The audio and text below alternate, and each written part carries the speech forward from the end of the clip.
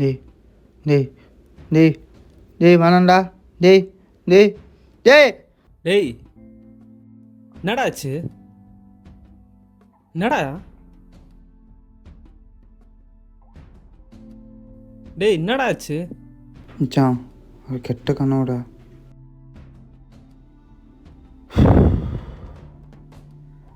டேய் என்னடா ஆச்சு? ஏய் நான் ஊருக்கு போகிறேன்.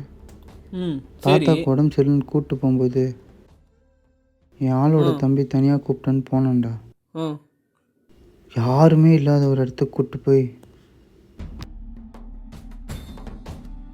நீ என்ன என் அக்காவை லவ் பண்ணுறியாம? ஆமாம் லவ் பண்ணுறேன்.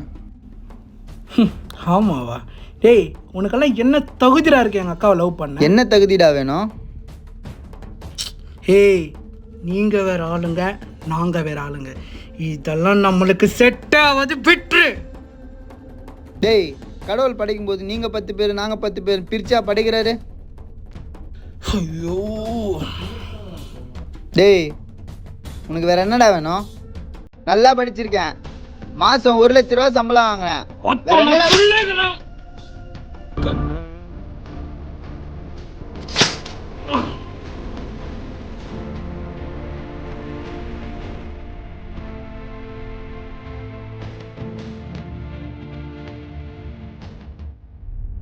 அத்தான் நான் இவ்வளோ சொல்கிறேன், நீ கேட்க மாட்டல.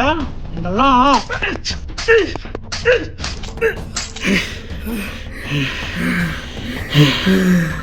வேணாண்டா.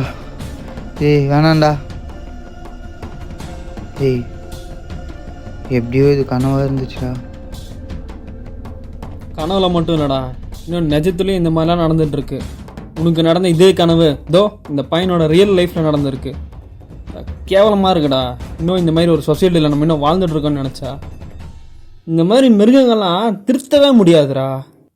என்னடா வேணும் உனக்கு? அவன் மேலே இவன் கீழேன்ட்டு எப்போவுமே ஒருத்தர் நம்ம உயர்ந்த ஜாதின்னு நினைக்கிறதும் அடுத்தவன் நம்ம தாழ்ந்த ஜாதின்னு சொல்கிறதும் எல்லாம் மனநோயாளிங்கடா.